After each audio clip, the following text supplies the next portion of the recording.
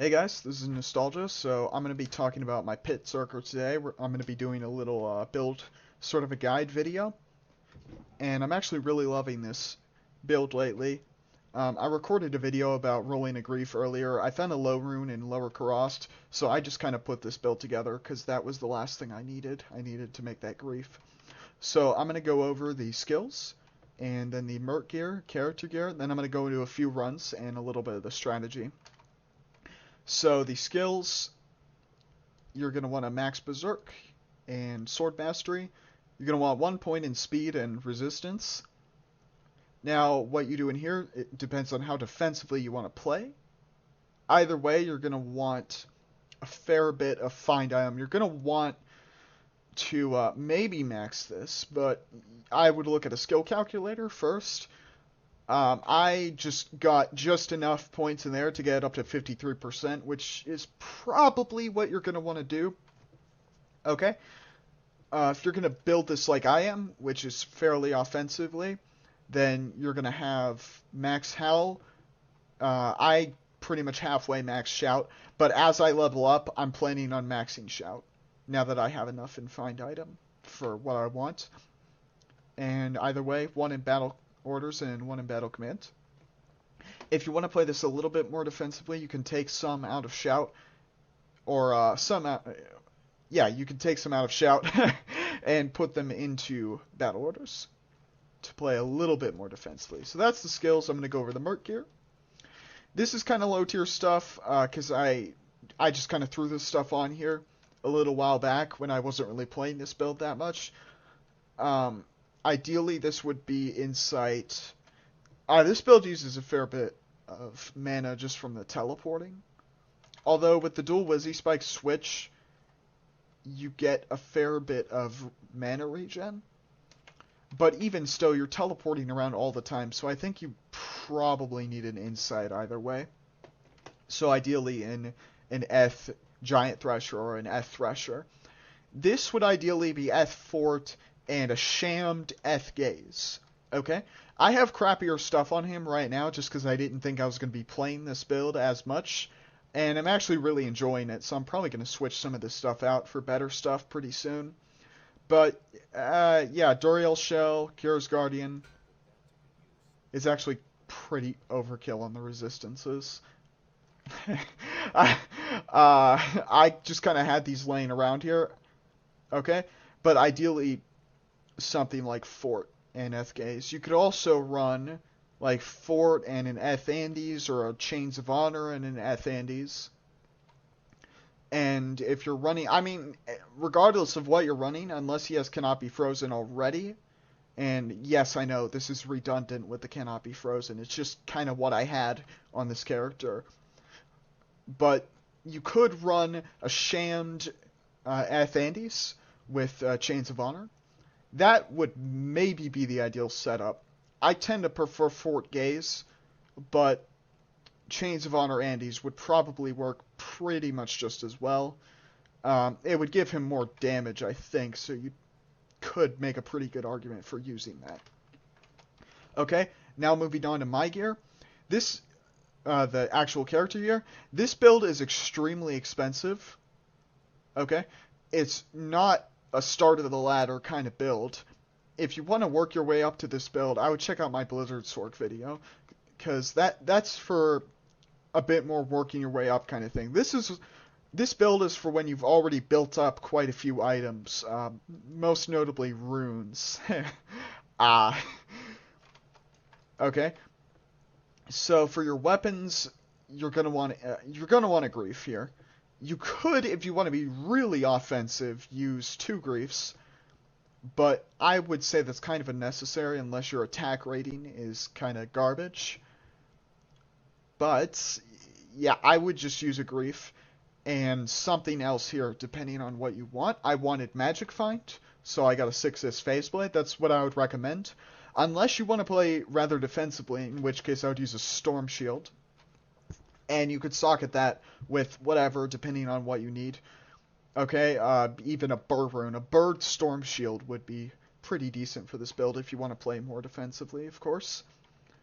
Okay, Enigma is required for this build. There's no debating that, really. It's amazing, obviously. Magic Find, Run Walk, skills, strength, yeah. We all know. It's Enigma. Shaco, this is a Magic Find focus build, so Shaco is pretty much guaranteed what you're going to be using. Now, ideally, you'd have a Shamroon in here. I did not have a spare Shamroon laying around, but if you do have a Shamroon, that would mean you could use a Gold Wrap here, which would mean you would not need Lane of Hands to hit the next attack speed breakpoint. You could use a Chance Guards here instead, which I think Chance Guards does have attack rating on it. Yeah, it has not a lot of attack rating, but all the attack rating you can get on this build is pretty useful. So if you can get a Sham Shaco, Gold Wrap, and Chances, then that would be the ideal setup, I would say. Now, ideally, I'm using Omeros. I am using some of that res too. But ideally, you would have a crafted caster Emmy with 5 FCR in here. If you don't, you're going to have to make that up somewhere. You could use an Arachnid Mesh, but then you would need to use Lane of Hands and a Sham Shaco pretty much either way. So you need 5 FCR from somewhere other than your weapons, because when you're actually using the FCR to Hork and teleport, you're going to be using your dual Wizard Spike switch, which ideally these would be isted, so that when you're Horking you get that extra Magic Find. Mine are not isted because I need to run the socket quest for those. But yeah, ideally you'd have that extra Magic Find. Okay, ideally these would be 2 Nagel Rings, so if you have that crafted caster Ami with at least 5 FCR, you could have these, although actually I'm not even sure if they can roll lower than 5 FCR. Either way, you'd want dual Nagel Rings, ideally. They have not only the Magic Find, but also attack rating, which is really important on this build. My attack rating is okay, but ideally, I don't know, sometimes you'll be standing there just kind of swinging like an idiot, and you'll be getting taken down because you don't have enough attack rating. And that's where my charms come in, actually. Oh yeah, one more thing though is War Traps. These are, I mean, they kind of speak for themselves. Strength, vitality. I'm not sure how much the damage does, really, but Run Walk. And it's, of course, it's a lot of Magic Find, especially if you get a high roll. For the charms, this is kind of depending on what you want. I need some of these all-res charms. Well, actually, I need all of the, both of these two to get capped. Okay? And, of course, Geeves, Torch, Annie. If you're in vanilla single player, you'll probably have, like, another all-res charm, I would say, or maybe you'd make up your all-res on the small charms and so forth. But what you could do is you could just literally fill your inventory, other than getting max res, which I would highly recommend, because this build is extremely dangerous even with max res. But yeah, I would get your res max, and the rest of your inventory you could use for damage or Magic Find or life. I kind of have a combination of damage, Magic Find, or not Magic Find, well, other than the Geeds. I mainly had a combination of life and damage as an attack rating. I mean, I kind of mean damage as an attack rating, because that's what it translates to, is just more damage you're hitting more often. You could have a ton of 7 MF charms. You could just cap your resistance and just literally fill the rest with 7 MF charms. That's a totally viable option. Okay, but I get 451 MF and not as much on my kill switch, but even still, I'm trying to make this build a little bit more defensive, and it's pretty hard to hit a good faster hit recovery breakpoint on this build also, you may have noticed. I have 3 faster hit recovery small charms to hit the 15 breakpoint, okay? Just to get a little bit, so I can't get stun locked too easily.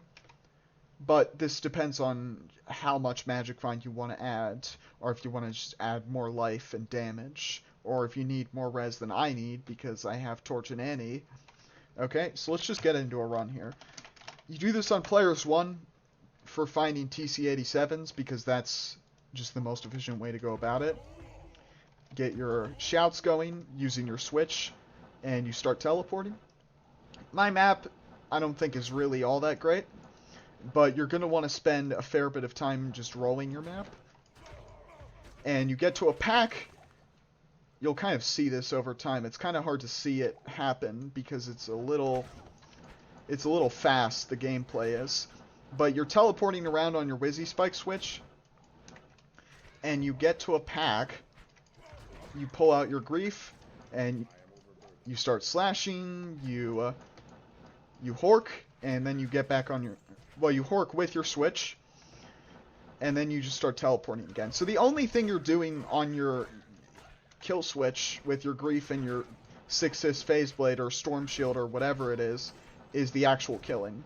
Everything else, the horking and the teleporting, you're going to be doing using your dual Wizzy Spikes. And don't forget to hork. Because, especially if you're not used to playing on a magic finding barbarian, it can be kind of easy to forget to hork. You can just kind of walk away and just forget that stuff ever happened. But you get a lot of your items from the horking, as you would expect. Okay, so that's one run. You just kind of have to get used to the gameplay a little bit, so I'll kind of explain it. And I find it to be a lot of fun.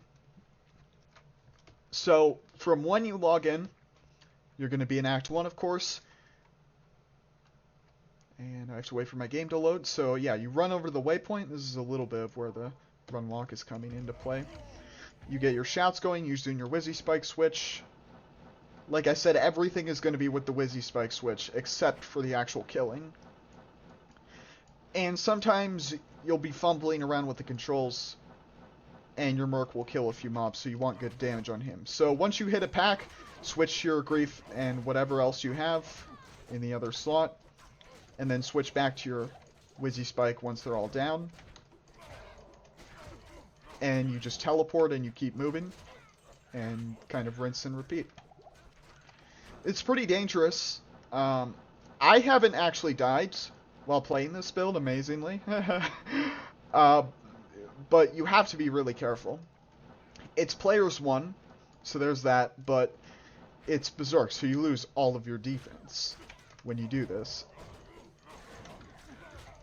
And when you howl, some of the mobs sometimes will kind of stay right next to you for God knows what reason.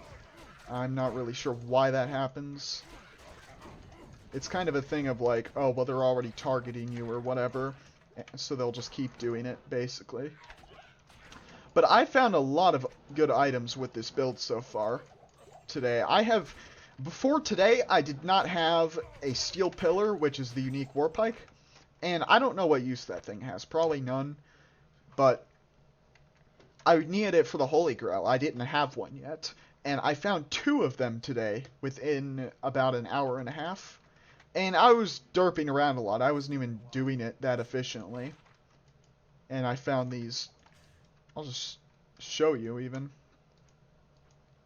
Yeah, look at this. Both of these I found today. These are the only ones I ever found also. And I found a Bone Shade, a Messerschmitt's Reaver, 2 unique rings, which were both garbage, but whatever. But, yeah, you see a lot of uniques drop on this build because of the horking and high MF. So it's a pretty dope build. It is the best build in the game for finding Treasure Class 87 items. So I hope you guys enjoyed that. Have a good one.